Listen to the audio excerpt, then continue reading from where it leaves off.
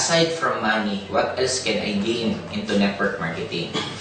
Nung nag-networking ako, to be honest with you, ang una kong talagang nakapag-inganyo sa akin mag-networking is income. Of course, gusto ko yung income, gusto ko magkaroon ng sasakyan, gusto ko mag-travel ng iba't ibang countries. Yun ang pinakauna. Pero as almost 8 years na ako sa pag-networking, ano yung magigain mo? Number one, you will gain lots of friends na positive. Kasi pera biro, kaya tayo nahihirapan yumaman. Akala natin kasi mahirap talagang yumaman. No, nagkataon lang, ang mundo natin, mas marami tayong friends na ang isip lagi, isip minimum wage, isip makasurvive lang. Bibihira tayo magkaroon ng friends na iniisip, paano yumaman, yung pinaka-major goal sa buhay. Now, number one, you will gain lots of friends. Second, magkakaroon ka ng maraming access. Nakatulad sa akin, nung hindi pa ako nag-networking, hindi ako nagbabasa ng libro.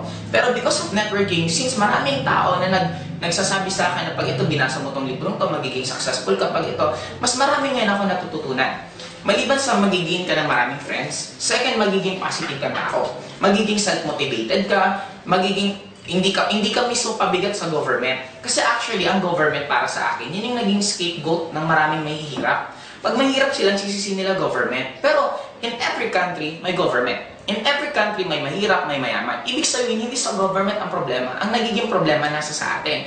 Dahil sa involvement mo sa networking, marami kang tao na pag nangarap ka, ang sasabihin sa'yo, sige, kaya mo yan. Pag nagsabi kang gusto ko magkaroon ng kotse, ang tanong sa'yo, anong kotse gusto mo? Kasi pag sa labas, pag hindi ka nasa mundo ng networking, pag pinag-uusapan kotse, kalokohan yan. Pag ikaw isang taong nangangarap ka na gusto kong yumaman, sasabihin sa'yo, ay, huwag ka nang mangarap ng mayaman kasi mahirap yumaman. In short, the difference sa nakita ko between networking and sa ordinaryong buhay, sa networking, lahat ng tao dito halos positive. And ang isa pang nakita ko dito, laging sasabihin sa'yo, sige, kaya mo yan, okay lang, diretso. Pero pag sa labas, puro negative, hindi mo yan kaya, mahirapan ka. Kaya yun ang pinaka-magiging mo dito, actually, magkakaroon ka ng access, isa pa pala, marami kang dito na kumikita ng sobrang lalaki. Kumikita ng milyon-milyon, pero makakausap mo ng normal. Unlike pag nasa traditional business ka or nasa employment ka, yung mga mayayaman halos bihira mo makausap. At ang nakita kong difference ng networking, pag sa networking, sabihin na natin yabang to, pero nakaka-inspire. Pag tinanong mo yung tao magkano kinikita mo, open, ikukwento sa'yo, di na mo-motivate ka tuloy. Kaya lang pag sa traditional business, pag tinanong mga negosyante, anong sagot lagi? Hindi nga mahina nga yung negosyo.